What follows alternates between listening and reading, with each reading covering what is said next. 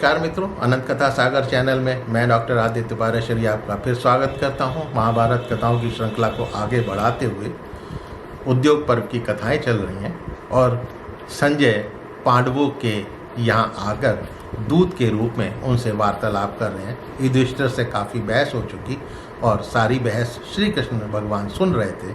अंत में श्री कृष्ण खड़े हो जाते हैं। सब कुछ सुनकर वो संजय से बोलते हैं, जिस प्रकार पांडवों को मैं विनाश से बचाना चाहता हूँ उसी प्रकार मैं धृतराष्ट्र का भी कल्याण चाहता हूँ। संजय, मेरी भी यही इच्छा है कि दोनों पक्षों में शांति बनी रहे। जैसा कि युधिष्ठिर ने कहा है कि राज्य को लेकर दोनों पक्षों में शांति बनी रहे, ये अत्यंत दुष्कर जान पड़ता है। धृतराष्ट्र पुत्रों सहित इसका राज्य लेना चाहते हैं, तो फिर कौरव पांडवों में कलह कैसे नहीं बढ़ेगी भाई। संजय, तुम अच्छी तरह जानते हो कि युधिष्ठिर से धर्म का लोप नहीं होता। वो धर्मज्ञ हैं। तुमने उनके धर्म लोप की, धर्म से भ्रष्ट होने की चर्चा किस आधार पर करी। संपूर्ण धर्मों की सिद्धि का स्थान जो है गृहस्थाश्रम ही है। विद्वान पुरुष भी खाने योग्य भोजन पदार्थों का भोजन किए बिना तृप्त नहीं हो सकते। इसीलिए विद्वान ब्राह्मणों के लिए भी भूख मिटाने के लिए भोजन का विधान है। प्यास से पीड़ित मनुष्य जल को पीकर ही तृप्त होता है, उसके बारे में जानकर नहीं। अतः गृहस्थ आश्रम में रहकर सत्कर्म करना ही श्रेष्ठ है। संजय, ज्ञान का विधान भी कर्म को साथ लेकर ही है, अतः ज्ञान में भी कर्म विद्यमान है। जो कर्म से भिन्न कर्मों के त्याग को श्रेष्ठ मानता है वो दुर्बल है, उसका कथन व्यर्थ है। सूर्य चंद्र अपने कर्मों से ही प्रतिष्ठित है। सभी देवता कर्म बल से ही महत्व को प्राप्त हुए हैं। सूत, यमराज, कुबेर, गंधर्व, अप्सराएं भी अपने कर्मों के प्रभाव से ही स्वर्ग में विराजमान है। संजय, तुम तो श्रेष्ठ ब्राह्मण, क्षत्रिय, वैश्य तथा संपूर्ण लोगों के इस सुप्रसिद्ध धर्म को जानते हो। तुम ज्ञानियों में भी श्रेष्ठ ज्ञानी हो, फिर भी कौरवों के स्वार्थ सिद्धि के लिए ये बातों का मायाजाल फैला रहे हो। ये कुंती पुत्र अपने बाप दादों के कर्म शास्त्र में प्रवृत्त होकर अपने कर्तव्यों का पालन करते हुए यदि दैववश मृत्यु को भी प्राप्त हो जाएंगे तो वो मृत्यु उत्तम मानी जाएगी। यदि पांडव युद्ध में मृत्यु को भी प्राप्त हो जाते हैं तो वो उत्तम है। यदि तुम शांति धारण करना ही श्रेष्ठ समझते हो तो ये बताओ कि युद्ध में प्रवृत्त होने से राजाओं के धर्म का पालन होता है या युद्ध छोड़ के भाग जाने से। क्षत्रिय धर्म का विचार करके जो भी कहोगे मैं तुम्हारी बातें सुनने के लिए तैयार हूँ। संजय, तुम पहले ब्राह्मण आदि चारों वर्णों के विभाग तथा उसमें से प्रत्येक वर्ण के अपने अपने कर्मों को तो देख लो, फिर पांडवों के कर्मों पर दृष्टि डालो, तब उनकी निंदा या प्रशंसा करना। जब कोई क्रूर मनुष्य दूसरे की धन संपत्ति में लालच रखकर उसे ले लेने की इच्छा करता है और दूसरों को सताने के लिए सेना का संग्रह करने लगता है तो उस समय राजाओं में युद्ध का अवसर उपस्थित होता है। इसी के लिए धनुष, कवच और शस्त्रों का आविष्कार किया गया है।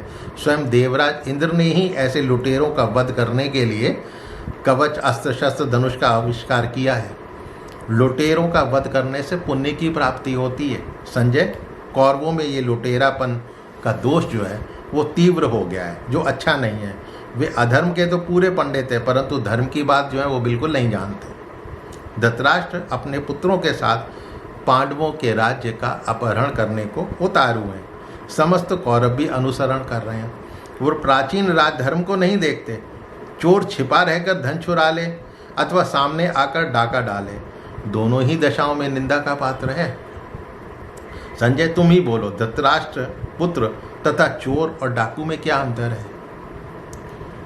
दुर्योधन क्रोध के वश में चलकर लोभ से राज्य लेना चाह रहा है और वो उसे धर्म मान रहा है, परंतु वो तो पांडवों का भाग है, उस भाग को कौरव ले कैसे सकते हैं। सूत, इस राज्य भाग की प्राप्ति में यदि हमारा वध भी हो जाए तो भी उत्तम है। संजय, तुम राजाओं की मंडली में राजाओं के प्राचीन धर्म का कौरवों के सामने जाकर वर्णन करना। दुर्योधन ने जिन्हें युद्ध के लिए बुलाया है वो मूर्ख राजा बल के घमंड में मौत के फंदे में फंस गए हैं। संजय, भरी सभा में कौरवों ने जो पाप कर्म किया था, द्रौपदी का अपमान किया था, उस पर भी तो दृष्टि डालो। यदि बालक से लेकर बूढ़े तक सभी दुशासन को रोक देते तो उचित होता। मर्यादा के विपरीत जाकर दुशासन ने द्रौपदी को ससुर जनों के सामने घसीटा उस समय एकत्रित यदि सभी भूपाल कायरता के कारण इसका विरोध नहीं कर सके, केवल विदुर जी ने विरोध किया उसका। जुए की सभा में अन्याय को बुलाकर तुम युधिष्ठिर को जो है धर्म का उपदेश देना चाहते हो। तब कर्ण ने अपमानित कर द्रौपदी को कहा था, द्रौपदी अब तेरे लिए कोई दूसरा मार्ग नहीं है, तू दासी बनकर दुर्योधन के महल में चली जा। पांडव जुए में अपने को हार चुके हैं, अतः अब वो तेरे पति नहीं रहे, अब तू किसी दूसरे को अपना पति बना ले। कर्ण के मुंह से निकला हुआ ये वचन रूपी बाण जो है वो अर्जुन के हृदय में धंसा हुआ है। जब पांडव वन में जा रहे थे तब दुशासन बोला था, ये सब के सब हिंजड़े अब नष्ट हो गए चिरकाल के लिए। याद है? नर्क के गर्त में गिर गए हैं, याद है? शकुनी क्या बोले थे, अब तो तुम अपने छोटे भाई को हार गए हो, अब द्रौपदी को दांव पे लगाकर जुआ खेलो। संजय, कहाँ तक गिनाऊं निंदनीय वचनों को जो कौरवों के द्वारा कहे गए थे। तुम्हें पता है, फिर भी बिगड़े हुए कार्य को बनाने के लिए मैं स्वयं हस्तिनापुर चलना चाहता हूँ।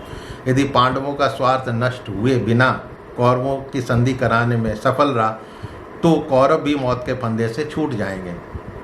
मैं वहाँ जाकर धर्मयुक्त बातें ही करूँगा। क्या धृतराष्ट्र पुत्र विचार करेंगे? क्या कौरव मेरा सम्मान करेंगे? संजय, यदि ऐसा नहीं हुआ तो सभी कौरव अपने ही कर्मों से दग्ध हो जाएंगे। दुर्योधन क्रोध में विशाल वृक्ष है और कर्ण उसका तना, शकुनी शाखा है और दुशासन जो है फल पुष्प और अज्ञानी जो है धृतराष्ट्र जो है वो उस पेड़ की जड़ है। संजय, पांडव युद्ध तथा शांति दोनों के लिए तैयार है। इस तरह से कृष्ण ने उनको बड़ी साफ साफ चेतावनी देते हुए संजय को कहा कि ये सब आप कौरवों की सभा में जाकर कहेंगे। अब आखिर में संजय को विदा करते समय युधिष्ठिर ने क्या बोला वो अगले एपिसोड में आप सुनिएगा। मेरे चैनल को सब्सक्राइब करना मत भूलिएगा और इसे अपने इष्ट मित्रों से शेयर अवश्य करें। तब तक के लिए नमस्कार।